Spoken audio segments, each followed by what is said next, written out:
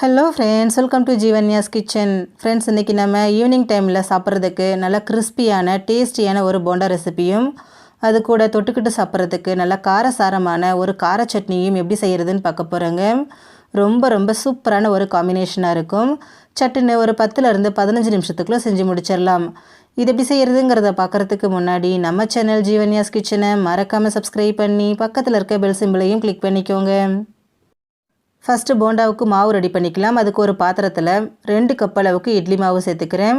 இட்லி மாவு, தோசை மாவு எது வேணாலும் சேர்த்துக்கலாங்க. நான் முதல் நாள் அரைச்ச மாவை இப்போ சேர்த்துருக்குறேன். கூடவே 2 டேபிள் ஸ்பூன் ரவை சேர்த்துக்கோங்க. ரவை சேர்க்கறதுனால போண்டா நமக்கு நல்லா கிறிஸ்பியாகவும், மாவு ரொம்ப இலகுவாக இருந்துச்சுன்னா மாவை திக்காகவும் மாற்றி கொடுக்குங்க.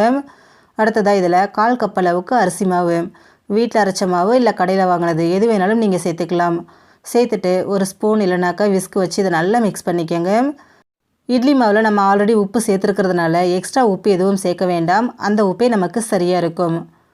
பாருங்கள், நான் நல்லா மிக்ஸ் பண்ணிட்டேன். மாவு கொஞ்சம் திக்காகவே இருக்குது இல்லைங்களா? இந்த திக்னஸ் நமக்கு தேவையில்லை. இப்போ இதில் 1 டேபிள் ஸ்பூன் அளவுக்கு தண்ணி சேர்த்துக்கிறேன். சேர்த்துட்டு திரும்பவும் இதை நல்லா இந்த மாதிரி கலந்துக்கலாங்க. மாவு ரொம்ப இலகுவாகவும் இருக்கக்கூடாது, ரொம்ப திக்காகவும் இருக்கக்கூடாது. ரொம்ப இலகுவாக இருந்துச்சுன்னா நிறைய எண்ணெய் குடிக்கும். ரொம்ப திக்காக இருந்துச்சுன்னா உள்ளே வேகாமல் மாவு மாவாக இருக்கிற மாதிரி இருக்குங்க. அதனால் மீடியமான ஒரு திக்னஸ்க்கு கரைச்சிக்கங்க. பாருங்கள், இந்த அளவுக்கு மாவை கரைச்சி எடுத்துக்கோங்க. இது இப்போ இலகுவாக இருக்கிற மாதிரி தான் இருக்கும். நம்ம இதில் ரவை சேர்த்துருக்குறோம் இல்லையா, அது ஊறணும். ஊறி வரும்போது மாவு இன்னுமே நமக்கு திக்காகி வரும்.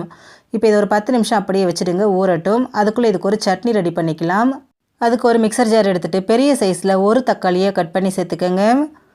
கூடவே ஒரு 5 வரமிளகாய் சேர்த்துக்கிறேன். நான் மிதமான காரத்தில் செய்கிறதுனால 5 சேர்க்குறேன். உங்களுக்கு நல்ல காரசாரமாக வேணும்னா 10 மிளகாய் சேர்த்துக்கோங்க. அடுத்ததாக இதில் 2 பூண்டு பற்கள். இது பெருசாக இருக்கிறதுனால 2 சேர்த்துருக்குறேன். சின்னதாக இருந்தால் 5 வரைக்கும் சேர்த்துக்கலாம். அடுத்ததாக 5 சின்ன வெங்காயம், ஒரு சின்ன நெல்லிக்காய் சைஸ் புளி சேர்த்துக்கோங்க. கூடவே சட்னிக்கு தேவையான அளவு உப்பு, நான் 1/2 டீஸ்பூன் உப்பு சேர்த்துக்கிறேன். சேர்த்துட்டு இதை நல்லா நைஸாக அரைச்சிக்கோங்க. தண்ணி எதுவும் சேர்க்க வேண்டாம். தக்காளியில் இருக்கக்கூடிய தண்ணியே நமக்கு சரியாக இருக்கும். பாருங்கள், நான் தண்ணி எதுவும் சேர்க்காம தான் அரைச்சிருக்கிறேன். எந்தளவுக்கு நல்லா திக்காக இருக்குன்னு. இந்த சட்னி திக்காக இருந்தால் தாங்க நல்லா டேஸ்ட்டாக இருக்கும். இப்போ இந்த சட்னியை அப்படியே ஒரு பவுலுக்கு மாற்றிக்கங்க. நம்ம இதை கொதிக்க வைக்க போகிறது இல்லைங்க, பச்சையை அப்படியே தான் யூஸ் பண்ண போகிறோம். ஒருவேளை உங்களுக்கு பச்சை காரம், பச்சை வாசனை பிடிக்கல அப்படின்னா தாளிக்கும் போது இந்த சட்னியை சேர்த்து ஒரு 2 நிமிஷத்துக்கு கொதிக்க வச்சு எடுத்துக்கோங்க, சரியாக இருக்கும். நான் இன்றைக்கி அப்படியே யூஸ் பண்ணுறேங்க. இதுவுமே ரொம்ப டேஸ்ட்டாக இருக்கும். இப்போ இதை தாளிக்கிறதுக்கு ஒரு கரண்டியில் 2 டீஸ்பூன் நல்லெண்ணெயை சூடு பண்ணி எடுத்திருக்கேன். இப்போ இதில் 1 டீஸ்பூன் கடுகு சேர்த்து வெடிக்க விட்டுடலாம். கடுகு நல்லா பொரிஞ்சு வந்ததும் இது கூட ஒரு கொத்து கருவேப்பிலையும் சேர்த்துக்கங்க. சேர்த்துட்டு இது நல்லா பொரிஞ்சதுக்கு அப்புறமா இதை அப்படியே சட்னியோடு சேர்த்துருங்க. எண்ணெய் கொஞ்சம் தாராளமாக சேர்த்துக்கங்க, அப்போ தான் நல்லா டேஸ்ட்டாக இருக்கும். அவ்வளோதான் பாருங்கள், நமக்கு ரொம்ப ரொம்ப சிம்பிளான முறையில் நல்ல காரசாரமான ஒரு கார சட்னி ரெடி ஆகிடுச்சு. இது போண்டாவுக்கு மட்டும் இல்லைங்க, இட்லி, தோசை எல்லாத்துக்குமே ரொம்ப ரொம்ப டேஸ்டியாக இருக்கும். இப்போ இது அப்படியே இருக்கட்டும். இப்போ பாருங்கள், நம்ம மாவு ரெடி பண்ணி வச்சு ஒரு 10 நிமிஷம் ஆயிருக்கு. நம்ம வைக்கும்போது இருந்ததை விட இப்போ பாருங்கள், ரவை நல்லா ஊறிட்டு மாவு நல்லா திக்காகி வந்திருக்கு. இந்த திக்னஸ் போண்டா செய்கிறதுக்கு நமக்கு ரொம்ப ரொம்ப பர்ஃபெக்டாக இருக்குங்க. இப்போ இதில் மீடியம் சைஸில் ஒரு வெங்காயத்தை பொடியை நறுக்கி நல்லா க்ரஷ் பண்ணிவிட்டு இதை கூட சேர்த்துக்கோங்க.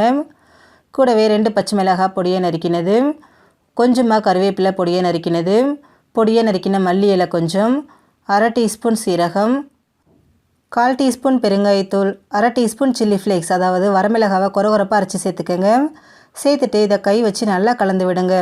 நம்ம சேர்த்துருக்கக்கூடிய பொருள் எல்லாம் அந்த மாவோட நல்லா ஒன்று சேர்ந்து வர அளவுக்கு நல்லா இந்த மாதிரி மிக்ஸ் பண்ணி விட்டுருங்க.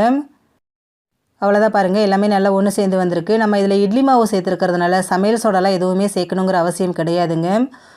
போண்டா ஹார்டாலாம் இல்லாமல் சாப்பிட்றதுக்கு நல்லா டேஸ்டி, நல்லா கிறிஸ்பியாக இருக்கும். இப்போ இதை பொரிக்கிறதுக்கு ஸ்டவ்வில் கடாய் வச்சு எண்ணெய் வச்சுருக்கேன்.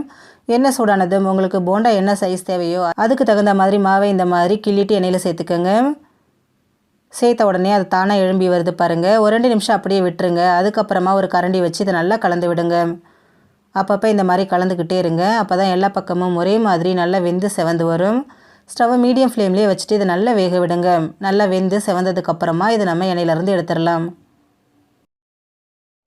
அவ்வளோதான் பாருங்கள், எல்லா போண்டாவும் நல்லா வெந்து ஒன்று போல் செவந்து வந்திருக்கு.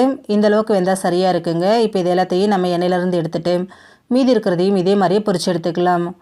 அவ்வளோதான் ஃப்ரெண்ட்ஸ், நமக்கு ரொம்ப ரொம்ப சிம்பிளான முறையில் போண்டாவும் கூட தொட்டுக்கிட்டு சாப்பிட்றதுக்கு நல்லா ஸ்பைசியான ஒரு கார சட்னியும் ரெடி ஆகிடுச்சு. ஃப்ரெண்ட்ஸ், நீங்களும் இந்த ரெசிபியை ட்ரை பண்ணி பாருங்கள். எல்லாருமே விரும்பி சாப்பிடுவாங்க. ஃப்ரெண்ட்ஸ், இந்த வீடியோ உங்களுக்கு பிடிச்சிருந்தா லைக் பண்ணுங்கள், ஷேர் பண்ணுங்கள், கமெண்ட் பண்ணுங்கள். ஜீவன்யாஸ் கிச்சனை சப்ஸ்கிரைப் பண்ணி பக்கத்தில் இருக்க பெல் சிம்பிளையும் கிளிக் பண்ணிக்கோங்க. அப்போ தான் நான் போடுற வீடியோஸோட நோட்டிஃபிகேஷன்ஸ் உடனுக்குடனே உங்களுக்கு வரும். தேங்க்யூ.